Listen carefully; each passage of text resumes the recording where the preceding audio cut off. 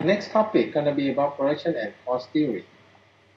Production and cost theory. And the topic that we're gonna cover, we refer to the break-even analysis here, and economy scale and economy scope concept.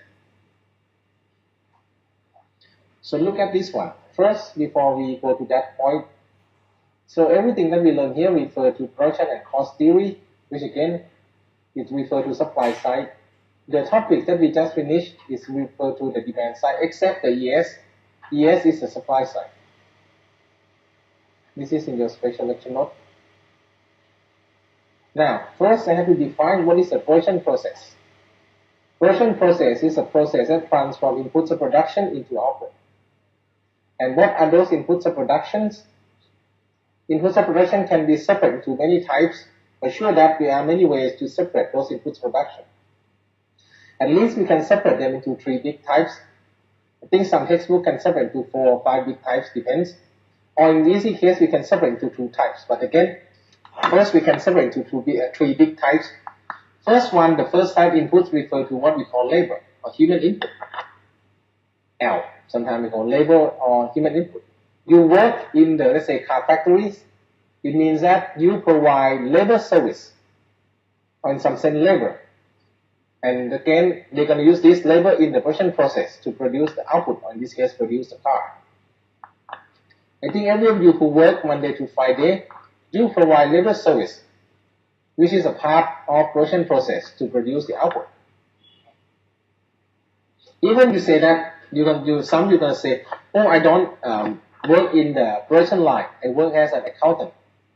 You are also the part of production process, because without accountant, the company cannot run. So again, even you work as accountant, you work as, for example, as the, I'm not sure, administrator, human resource, you are part of production process. Because without you, the company cannot produce the good. So again, remember that even you work as, let's say, the officer or the general officer, or let's say administrator, you are also the one who provide labor service or labor input to the production process. So this is human input. The easy way to measure this labor input is you use to call labor hours, or refer to numbers of hours that workers contribute to the production process. Long time ago, the easy way to measure the labor is we count the number of humans, the workers in the production.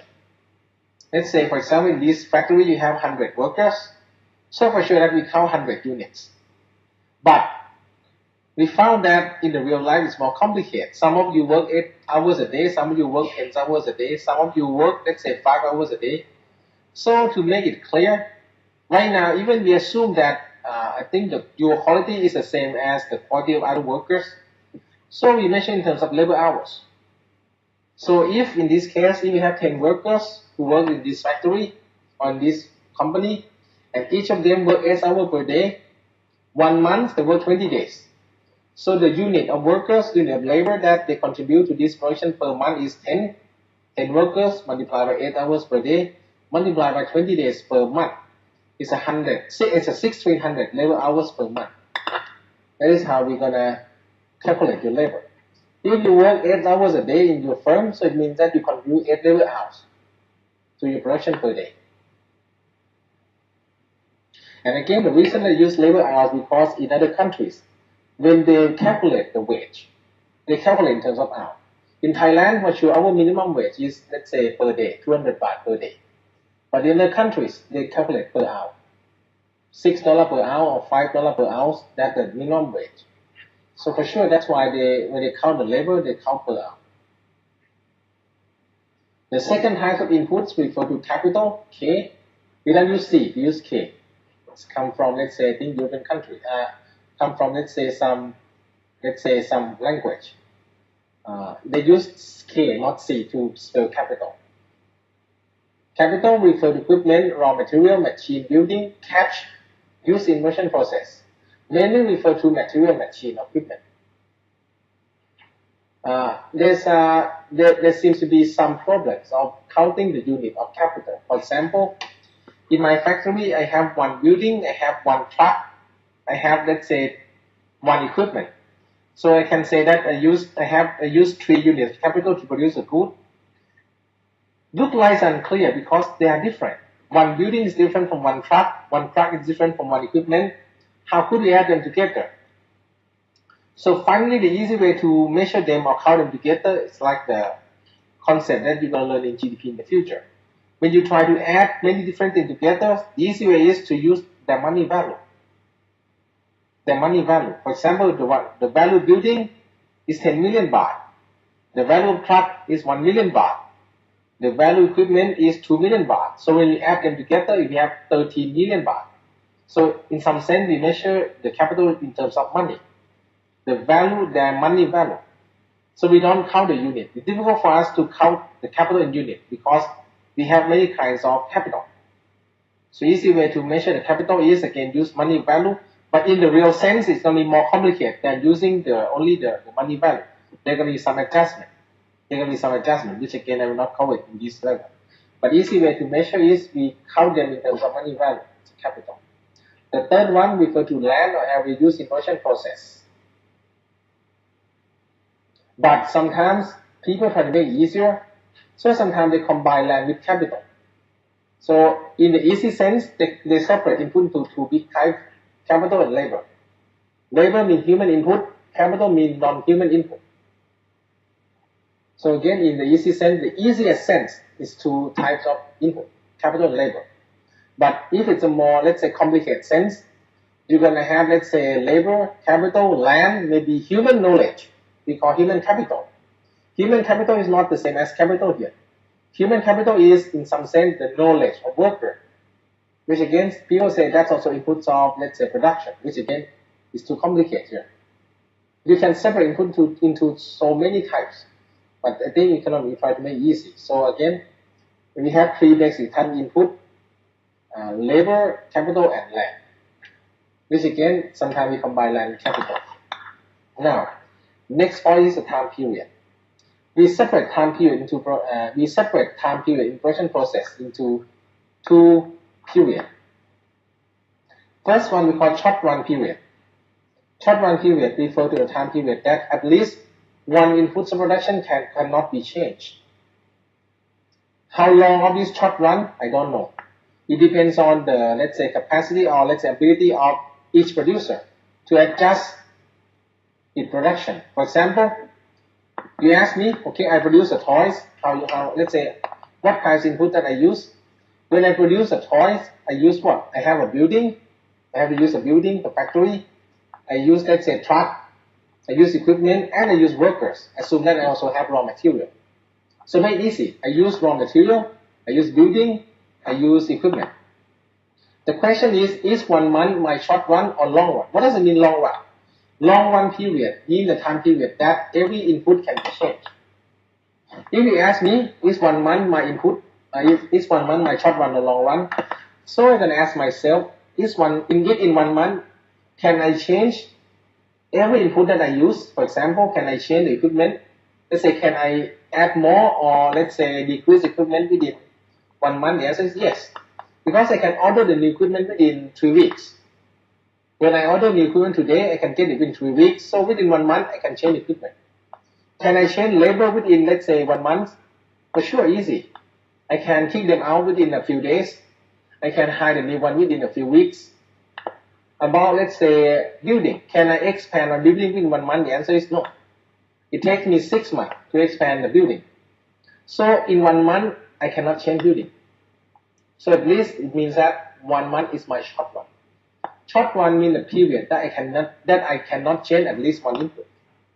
Or in this case, I don't have ability to change all inputs. This is short run.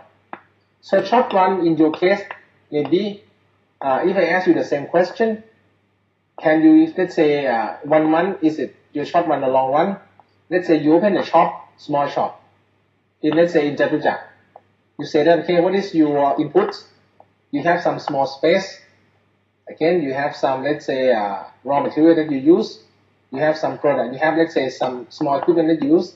Maybe in 1 month, you can change everything. So 1 month can be your long run. So long run and short run depends on ability to adjust the inputs of each producer. The reason that I separate the short run and long run because, look at this one. Short run period. In the short run period, you're going to have two types of input. This is sometimes you learn in different class. We're going to have a fixed input. Fixed input refer to inputs which is fixed and doesn't change when the output changes. We call fixed input. You see that in the short run, at least one input operation cannot be changed within that period. So it means that it's fixed. That we call fixed input. Fixed input means the input that doesn't change when output change. For example, when I produce more of my goods, I use more workers, I use more equipment, but I still use the same building. I still use the same truck. So those are my fixed inputs. Inputs that cannot be changed. Which in this case, the cost of using fixed input, we refer to fixed cost. Another type of inputs in the short run, we have variable input. Input that changes with output means if they produce more output, they're going to use more of variable inputs. If they produce less of output, they're going to use less of variable input. As I told you, labor usually is a variable input. Because if I want to produce more good, I'm going to use more workers. If I produce less good, I'm going to use less workers. Raw material, for sure, is a variable input because if I produce more good, I need to use more raw material. Plastic, clothes, or let's say to produce my toy. But if I produce less output, I use less of variable input. So variable input is an input that adjusts or changes with the output. So the cost of using variable input is equal to variable cost. So again, you know the meaning of fixed cost and variable cost. Fixed cost is a fix. You see, it's fixed because it's always fixed, even output increase or decrease. Variable cost increase when output increase, and variable cost drop when output drop. In the long run, you don't have fixed input. In the long run, you have only variable input because in the long run, we can adjust, producer can adjust every input. So we have only variable cost in the long run, no fixed cost in the long run because there is no fixed input. So in the short run period, the total cost of production will be equal to the total fixed cost plus the total variable cost. In the short run, so your total cost of production going to be equal to total fixed cost plus total variable cost. Total cost is TC, total fixed cost is total TFC, and total variable cost is the TVC. Now, look at this one. So again, total cost is equal to total fixed cost plus total variable cost. If output unit that the producer produces is equal to Q, assume let's go to Q. If we divide Q both sides, look at this one, you divide Q, TC divided by Q is equal to TFC plus TVC divided by Q. So we can have this term. Total cost divided by Q is equal to total fixed cost divided by Q plus total variable cost divided by Q. Now, any question to this step here? When you divide total cost by Q, what you're going to get is we call average unit cost reduction. Or in some sense, we the cost per unit output in average. You produce every good, let's say this is your total cost, for example, I produce 10 toys, and my total cost is 100 baht. So the question is, what is my average cost? We call AC, mean cost per unit of good in average, or cost per unit output in average. I produce 10 toys, for example, Q is equal to 10. My total cost is 100 baht. The question is, what is my average cost? It's a total cost divided by 10. So it's 10 baht in each. That is my average cost.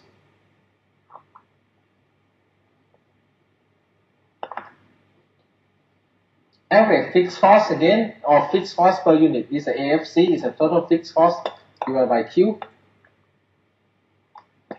And also the average variable cost or variable cost per unit output is a ABC or equal to TVC divided by Q. So again, if you have this equation, total cost is equal to total fixed cost plus total variable cost, you can also have this equation. Average cost is equal to average fixed cost plus average variable cost.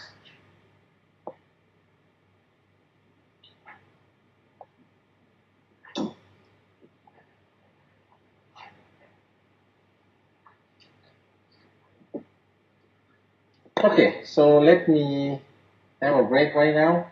So after that, we're gonna start the break-even point. Because this one, we're gonna start break-even point and we're gonna finish and continue economic scale to finish the lecture today.